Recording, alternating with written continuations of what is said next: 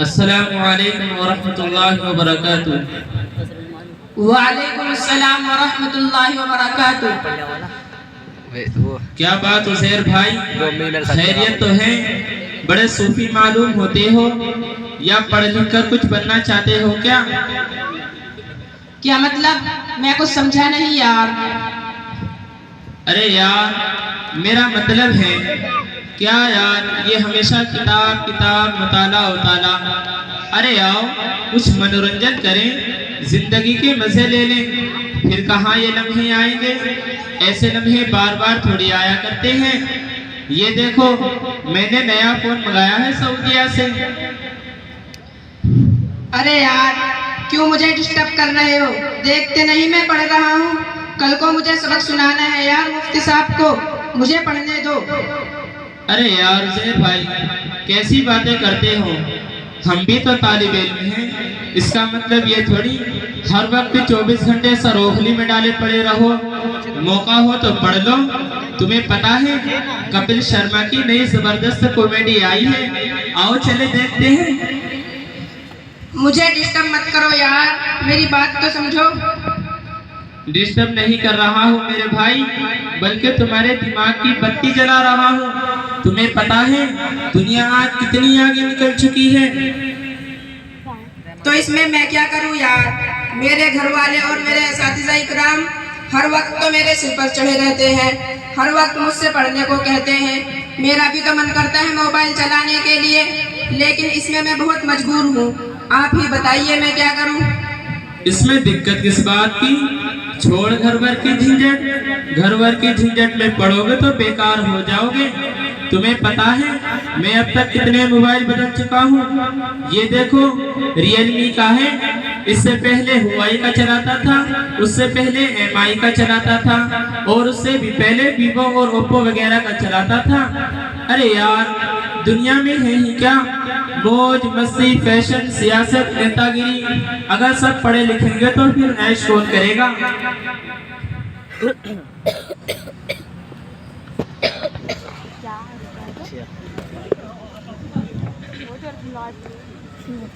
ये देख, सही काम कर रहा है।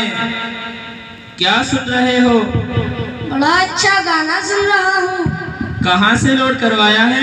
लोड नहीं कराया, गए वो दिन जब 1 रुपए के 4 गाने डलते थे। अच्छा, नेट पैक करवाया है? हाँ, 750 वाला जियो पैक कराया है। रोजाना की 2 GB मिलती है, दबा के चलाता हूँ। चाहे मूवी देखूँ, चाहे गाने सुनूँ, चाहे सीरियल देखूँ, चाहे बालवीर वगैरह देखूँ, कोई फर्क नहीं पड़ता। बहुत मजे आ रहे हैं। अरे यार, तो पहले बताना चाहिए था ना। हटा, अब तो मैं भी यही रिचार्ज करवाऊंगा। रिचार्ज तो करवाऊंगा बाद में, अब तो तू पहले अपना हॉटस्पॉट खोल, मैं भी तो चला के देखूं। अस्सलामु अलैकुम वरहमतुल्लाहि वबरकातुह। वालेकुम अस्सलाम व रहमतुल्लाहि व बरकातुह। तुम लोगों ने अपना सबक याद कर लिया? किताबें और बस्ता कहाँ है? हजरत, मेरा बस्ता तो साइकिल में टंग गया। मौली साहब, मेरा बस्ता चोरी हो गया। आपका बस्ता कैसे चोरी हो गया? मौली साहब, मेरे बस्ते में हलवा वगैरह रखे थे, किसी ने हाथ साफ कर दिया। तुम लोगों का दिमाग खराब हो गया है। ना बस्ते का पता, ना किताबों का पता, क्या खाक पढ़ोगे? मोबाइल किसने दिया तुम्हें? इधर लाओ मोबाइल। किसने दिया तुमको मोबाइल? अभी से मोबाइल चलाकर तरह तरह की खुराफात में पढ़ोगे, इल्म क्या खा पाएगा? किसने दिलाया तुमको मोबाइल? मौली साहब, मोबाइल मेरे अब्बू ने दिलाया है। तुम्हें मोबाइल का क्या काम? मौली साहब, मेरे अब्बू ने मोबाइल इसलिए दिलाया है कि कोई मुझे गरीब का बेटा ना समझे, बल्कि किसी मालदार का बेटा समझे। अच्छा, इसीलिए दिलाया है। तुम्हारे अब्बू को मालूम नहीं कि इससे उनके बेटे का कितना बड़ा नुकसान है और कितनी बड़ी बर्बादी है? कहाँ है तुम्हारे अब्बू? बुला कर लाओ उनको।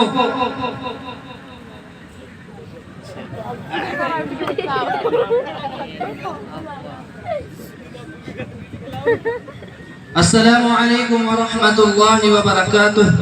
वालेकुम अस्सलाम। क्या बात हाफिज जी, खैरियत तो है? आज आपने हमें कैसे याद कर लिया? अल्हम्दुलिल्लाह, यही बस आपके बेटे के पढ़ाई के हालात कुछ ठीक नहीं चल रहे हैं। देखा है कि मोबाइल भी चलाने लगा है, जिसकी वजह से पूरी तरह बिगड़ चुका है। पूछने पर पता चला कि आपने इसको मोबाइल भी दिला दिया है। क्या आपको मालूम नहीं कि इस मोबाइल से आपके बेटे का कितना बड़ा नुकसान है और कितनी बड़ी बर्बादी है? हाफिज जी, फायदा हो या नुकसान, हमारे घर में हर किसी के पास एक से एक मोबाइल है। इसी के पास नहीं था तो सोचा इसको भी दिलवा दें। क्या घर में सबके पास मोबाइल है? जी बिल्कुल, सबके पास मोबाइल है।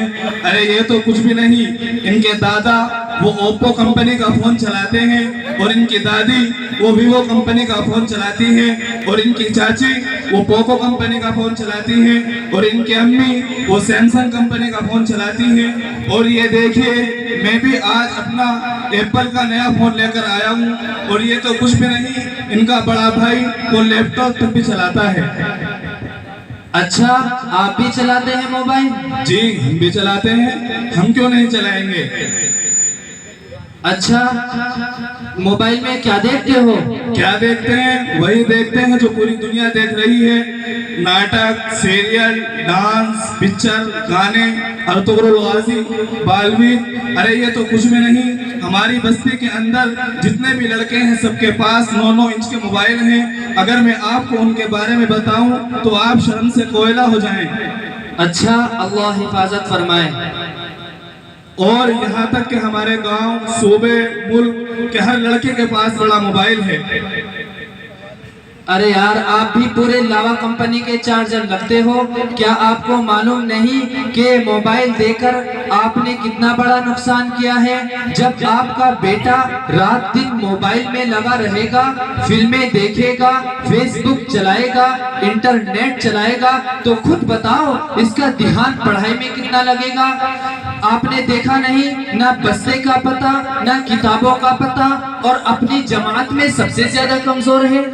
हामिद जी, ये बात तो बिल्कुल आपकी ठीक है। जब से मैंने इसको फोन दिलाया है, नालायक पढ़ाई में बिल्कुल कमजोर हो चुका है और रात को 12-12 बजे तक फोन देखता है और सुबह को 10 बार उठाने के बाद भी नहीं उठता और फजर तो तकरीबन रोजाना गायब करता है और जोहर भी हफ्ते में 3-4 मार ही देता है। अरे मोहतरम, क्या आपने कभी गौर किया और ठंडे दिल से सोचा कि इस उम्मत की जिंदगियों का दारोमदार इन्हीं बच्चों के कांधों पर है। अगर ये बच्चे किसी काम के ना रहे, बचपन ऐशो इशरत में गुजार दिया, तरह तरह की रंगीनियों में पढ़कर अपने आप को ज़ाय कर दिया, तो इस उम्मत का बेड़ा कौन उठाएगा? इस उम्मत को तारीकियों से निकाल कर रोशनी की तरफ कौन लाएगा? आज उम्मत में यही हो रहा है कि उम्मत का 99% तबका मोबाइल की खुराफात का शिकार हो रहे हैं और अब इसकी जद में मदारिस इस्लामिया के तलबा भी आ चुके हैं, जो अंग्रेज़ों की नापाक साजिश का ज़बरदस्त हिस्सा था कि मुसलमानों से ईमानी नूर ख़त्म करके उन्हें सिर्फ नाम का मुसलमान बना दिया जाए। एक तरह से ये मोबाइल मदारिस इस्लामिया के तलबा के शिआर बनता जा रहा है और उनकी इल्मी सलाहियतों और कौमी बेदारी को दीमक की तरह चाट कर उनको खोखला कर रहा है और उन्हें तरह तरह की रंगरलियों में ला रहा है। इस तमाम के जिम्मेदारान इनके वालिदैन हैं, खा वो किसी हाफिज या मौलवी का बेटा हो या किसी डॉक्टर या वकील का बेटा हो या किसी थानेदार का बच्चा हो। हर वालिदैन पर अपने औलाद की तरबियत और उसको तमाम खुराफात से बचाने की जिम्मेदारी है। आजकल मदारिस इस्लामिया के तलबा हर वक्त मोबाइल पर तवज्जो देते हैं और 8-10 साल गुजारने के बाद भी किसी काम के नहीं रहते, मजबूरन सऊदी, कतर या दुबई वगैरह की वीज़ा तलाश करते हैं। मोहतरम, अगर आप भी यही चाहते हैं कि आपका बच्चा भी टाइम पास करके हाफिज या आलिम बन जाए और दीन की खिदमत से बिल्कुल वाबस्ता ना हो, तो हमें भी कोई एतराज़ नहीं है, हमें कोई फिक्र नहीं है। आप अपने बच्चे को 1 नहीं, 2 नहीं, 1000 मोबाइल दीजिए। अरे हाफिज जी, कैसी बात कर रहे हो? कौन चाहता है कि उसका बच्चा बर्बाद हो जाए? हर कोई यही चाहता है कि उसका बच्चा अच्छा आलिम मौलवी बने और अपने घर वालों की निजात का जरिया बने। अरे मोहतरम, आप ये बात तो बिल्कुल सच कहते हैं कि हर वालिदैन अपनी औलाद को नेक और सालेह बनाना चाहते हैं, लेकिन क्या उसके लिए कभी कुछ इंतज़ाम करते हैं, उस पर कुछ तवज्जो देते हैं? हर वालिदैन पर अपने बच्चों की जिम्मेदारी है। ख़ास तौर से मैं आपसे कहता हूँ कि आप अपने बच्चे की हर हरकत पर नज़र रखिए और उसको समझाकर उसके काम पर रवा दवा करें और उसको मोबाइल के खुराफात से बचाइए। इस मोबाइल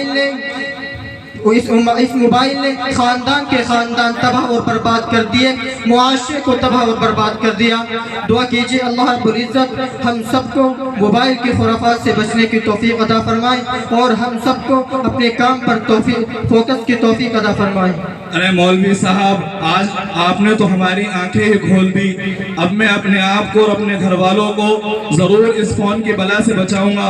ला भाई इधर फोन दे और जा पढ़ाई में ध्यान लगा, और आज के बाद तेरे हाथ में मैंने फोन देख लिया तो तेरी हड्डी पसलियां तोड़ दूंगा। और मैं अपने तमाम आने वाले मेहमान इकराम से भी दरख्वास्त करता हूँ कि वो आज ही अपने बच्चों से फ़ोन लें और उनकी अच्छी तालीम का इंतज़ाम करें और उनको किसी अच्छे मदरसे स्कूल की तरफ रवाना करें। अस्सलामु अलैकुम वरहमतुल्लाहि वबरकातुहू।